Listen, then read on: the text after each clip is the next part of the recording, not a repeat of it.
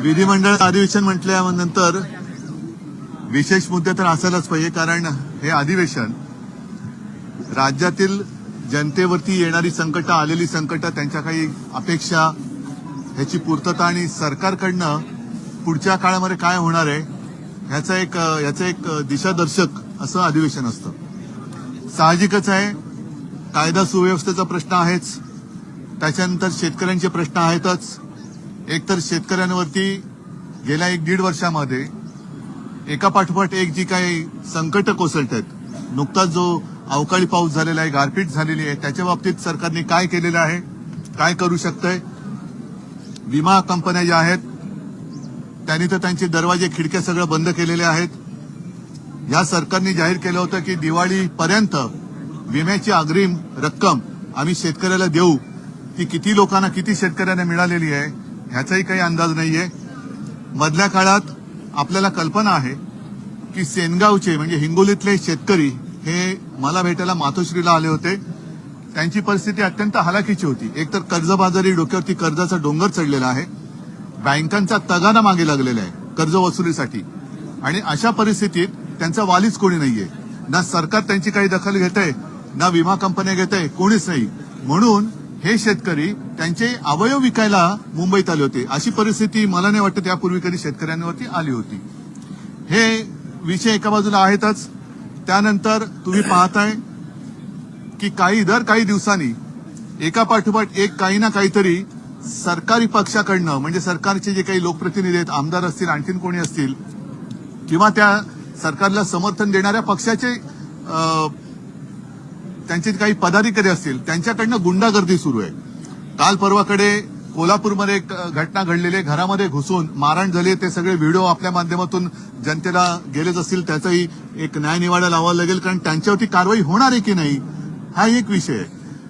दुसरी गोष्ट, सध्या पत्रांचा जमाना आहे.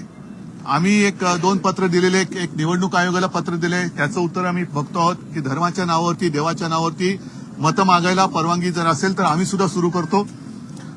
त्याच्यानंतर मला वाटतं काल परवाकडे आपण एक पत्र दिले माननीय उपमुख्यमंत्र्यांना, कारण त्यांनी एक पत्र दिलं होतं त्यांच्या बाजूला. कारण आता मी सभागृहात जाऊन आलो, मला असं वाटलेलं की पत्र दिले एका उपमुख्यमंत्र्यांनी दुसऱ्या उपमुख्यमंत्र्यांतर बसण्यात काही अंतर पडले की काय. तसं नाहीये, बाजूबाजूला बसतायत, पण बाजूला बसलेले असले तरी सुद्धा पत्र त्यांना लावावं लागतंय.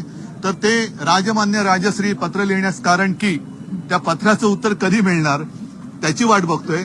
आणि ते पत्र आपल्याला माहिती आहे नवाब मलिकांबद्दलचं आहे. जर एवढ्या भावना त्यांच्या तीव्र असतील तर आम्ही त्यांचं स्वागत करतो, त्याचा आदर करतो. भारतीय जनता पक्षाच्या भावना देशप्रेमाबद्दल एवढ्या उचंबळून आलेल्या असतील तर मग आम्ही त्यांना जे पत्र लिहिलंय त्या पत्राचं उत्तर सुद्धा कधी मिळणार हे सुद्धा आम्हाला माहिती नाही. आणि ते पत्र तुम्हाला माहिती आहे, ज्या न्यायाने नवाब मलिकांना त्यांनी सांगितलं की यांना दूर ठेवा, मग तोच न्याय दुसऱ्याला लावणार आहात की नाही. कारण एकाला एक न्याय आणि दुसऱ्याला एक न्याय हे लोकांना पटेल काय हा सुद्धा महत्वाचा प्रश्न आहे.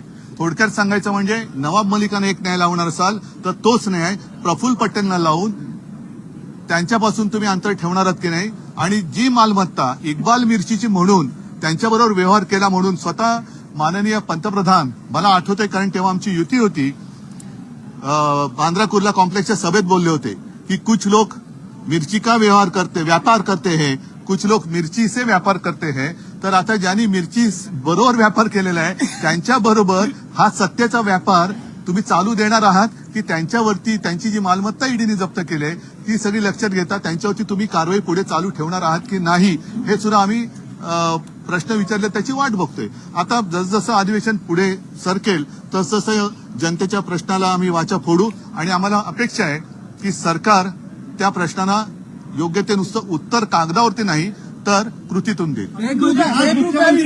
आज मुख्यमंत्री म्हणाले आहेत की तुम्ही तिसऱ्या दिवशी सभागृहात येत आहे, आदित्यजी तिसऱ्या दिवशी सभागृहात येत आहेत, सभागृहाच्या कामकाजाविषयी तुम्ही गंभीर नाही किंवा महाराष्ट्राच्या प्रश्न. बरं ठीक आहे, तुम्ही पहिल्या महाराष्ट्राच्या प्रश्नाबद्दल गंभीर असाल तर समुद्रावरती ट्रॅक्टर चालवणारा मुख्यमंत्री मी तरी पहिल्यांदा पाहिला.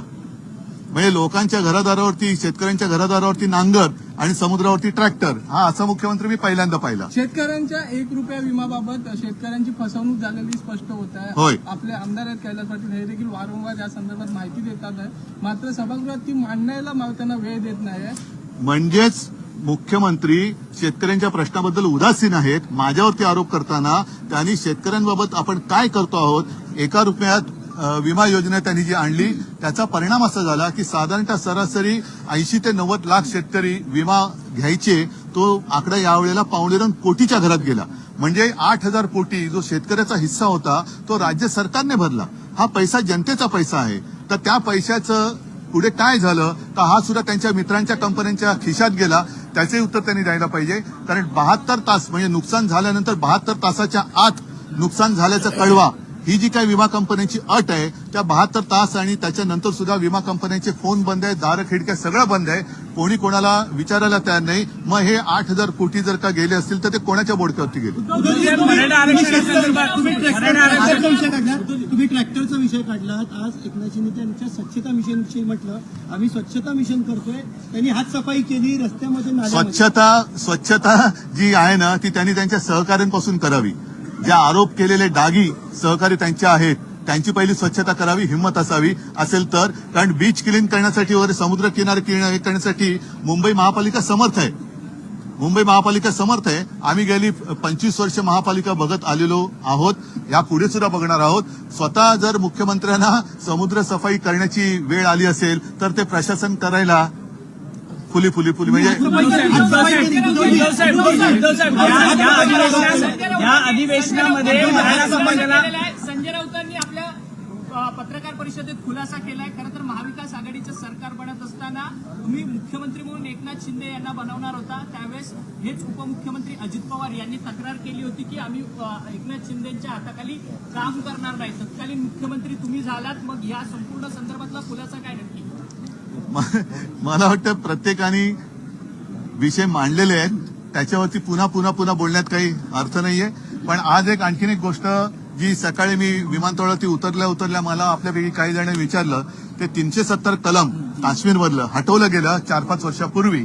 तो निर्णय सुप्रीम कोर्टाने कायम ठेवला. त्याच्याबद्दल मला खरंच आनंद आहे आणि मी सुप्रीम कोर्टाला धन्यवाद देतोय. कारण 370 कलम हटवण्यासाठी शिवसेनेचाही आग्रह होता. त्यावेळेला शिवसेनेने सुद्धा समर्थन केलेलं होतं.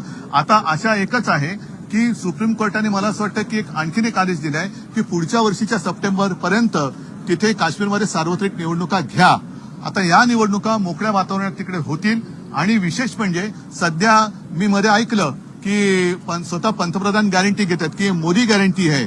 तर मोदीजींनी गॅरंटी घ्यावी की जे काश्मीरी पंडित आतंकवाद्यांच्या दहशतीमुळे स्वतःची घरं दारं मालमत्ता सोडून त्यांना देशाटन करावं लागलं, स्वतःच्याच देशामध्ये निर्वासित होण्याची वेळ आली होती, त्यावेळेला कोणतीही तशी हातामध्ये सत्ता होती नव्हती. पण एकमेव हिंदू हृदय सम्राट शिवसेना प्रमुखांनी त्यांना महाराष्ट्रामध्ये सहारा दिला होता. आता मोदीजींनी गॅरंटी घ्यावी की या निवडणुकीमध्ये जे देशभर काश्मीरी पंडित स्वतःची घरदारं सोडून गेलेले आहेत ते सगळेजण आपापल्या घरी परततील आणि विधानसभेच्या निवडणुकीत मतदान करतील. आणि त्याचबरोबरीने आणखीन अपेक्षा आहे की काश्मीरची निवडणूक जर का घेणार असाल ती घ्यावीच लागेल, घ्यायलाच पाहिजे.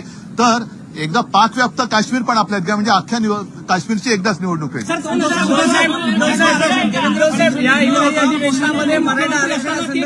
असं बोलल्या जाते. या सगळ्या गोष्टी जगजाहीर आहेत, त्याच्यात मला काय जायचं.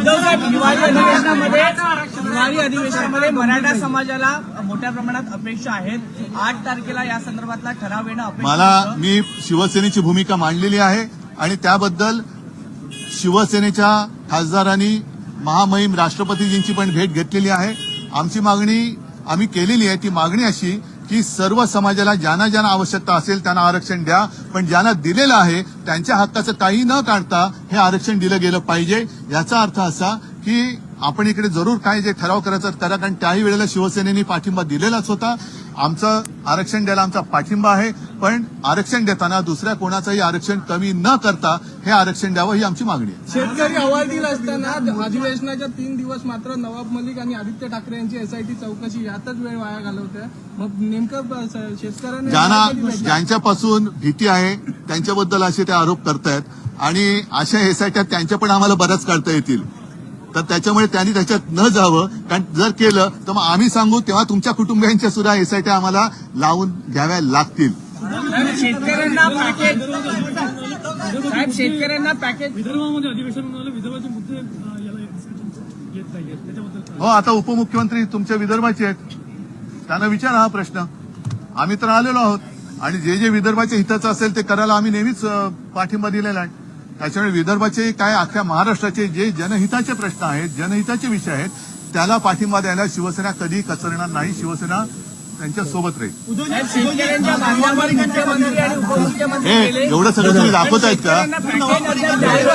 शेतकऱ्यांना पॅकेजची घोषणा व्हायला उशीर होतोय का? नाही, मला असं माझं तर म्हणणं असं आहे की आता ही थोतांड खूप झाली. अजूनही अवकाळीबद्दल पंचनामे होत आहेत की नाही काहीच कल्पना नाही. गारपिटीचे पंचनामे झाले असतील नाही कल्पना नाही, कारण आम्ही दरवेळेला शेतकऱ्यांकडे जातो. यावेळेला मी गेलो नाही शेतकऱ्यांच्या बांधावर, कारण काय होतं की मलाच असं वाटतं की आपण जातो, शेतकरी मोठ्या विश्वासाने माझ्याशी बोलतात आणि मी त्यांना सांगतो. जेव्हा मी मुख्यमंत्री होतो तेव्हा इकडेच जे अधिवेशन झालं होतं, ह्याच अधिवेशनात मी शेतकऱ्यांची कर्जमुक्ती जाहीर केली होती आणि ती अंमलात आणली होती.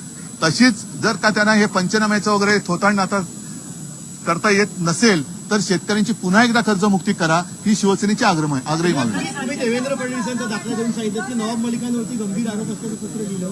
सध्या नवाब मलिक अजित पवार गटाच्या सोबत जाऊन बसतायत. महाविकास आघाडीत त्यांच्या असण्याविषयी काही ठोस निर्णय तुम्ही घेणार असा, कारण खुद्द गृहमंत्र्यांनी त्यांच्यावरती आरोप असल्याचं म्हटलं. नाही, महाविकास आघाडीत कुठे आहेत ते आता? ते त्यांच्यासोबत आहेत ना. पण टेक्निकली ते आहेत का? कुठे तुमच्याकडे कुठे टेक्निकली आणि आता कुठे काय?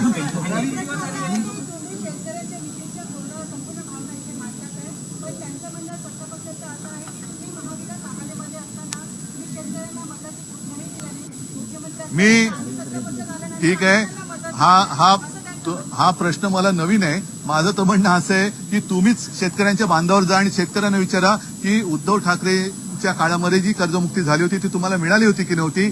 वेळोवेळी मग निसर्ग चक्रीवादळ आलं होतं, तेवते आलं होतं, आणखीन काही आलं असेल, अवकाळी पाऊस पडला असेल, ती मदत तुम्हाला मिळाली होती की नव्हती तुम्ही विचारा, मी नाही विचारत. आपला 16 तारखेला मोर्चा आहे आणि हा मोर्चा म्हणजे राज्य सरकारचं असं म्हणणं आहे की हा मोर्चा विकासाच्या आड आणणाऱ्यांचा मोर्चा आहे. दुसरं असं त्यांचं हो, म्हणणं आहे की नक्की आहे. त्यांच्या मित्राच्या विकासाच्या आड येणारा मोर्चा आहे. आम्ही धारावीकरांचा विकास मागतो आहोत, त्यांच्या मित्राचा विकास नाही. आणि संपूर्ण मुंबई हे एखाद्या व्यक्तीच्या म्हणजे अदानीच्या घशात किंवा खिशात घालायची असेल तर ती शिवसेना घालू देणार नाही. जर त्याच्यामध्ये त्यांना मी त्या मोर्चामध्ये मी भाषण करणारच आहे. केवळ मुद्दा धारावीपुरता राहिलेला नाहीये. धारावीकरांचं पुनर्वसन हे झालंच पाहिजे, त्याच्याबद्दल काही दुमत नाही. पण त्याचबरोबरीने टीडीआरची सक्ती ही जी काही केली जाते, ही टीडीआर सक्ती तुम्हाला करता येणार नाही. आणि टीडीआर बँक बनवायची असेल तर त्या बँकेची मालकी सरकारकडे असायला पाहिजे, अदानीकडे नाही. हा एक धारावीचा बद्दल विषय झाला. त्याचबरोबरीने उपनगरामध्ये वीज बिलाचा जो एक प्रश्न आहे त्याही बद्दल आम्ही आवाज उठवण्यासाठी हा मोर्चा काढलेला आहे. मोर्चा काढतो. वीज दर म्हणजे प्रचंड बिलं येतात. काल तर मला कोणीतरी भेटतात आणि सांगितलं की 2 बिलं अशी आली आणि मी तक्रार केल्यानंतर 3रं बिल त्यांनी 0 रकमेचं पाठवलं. तर का नाही, ते पहिलं आलं होतं ते आम्ही आता त्याच्यामध्ये सामावून घेतलं. निविदेमध्ये धारावीच्या निविदेमध्ये तुमच्या सरकारमध्ये असताना काही बदल करण्यात आले असं फडणवीस आमच्या काळामध्ये निविदा काढण्यात आलेली नव्हती, हे जगजाहीर आहे. त्याच्यामुळे ते जे काही बोलतायत हे त्यांचं त्यांना तरी कळतंय का? कारण रेल्वे लँड ही आम्ही असताना मी स्वतः पियुष गोयलशी बोललो होतो, ती मिळालेली नव्हती. आम्ही त्यावेळेला निविदा काढलेली नव्हती. निविदा काढण्यासाठी आम्ही सहकार्य त्यांना केलं असतं कदाचित, पण त्याच्यात ही जी काही एका व्यक्तीची मालमत्ता मुंबई त्यांची करतायत, ही मुंबई आम्ही कोणाला त्यांना आंदण देता येणार नाही.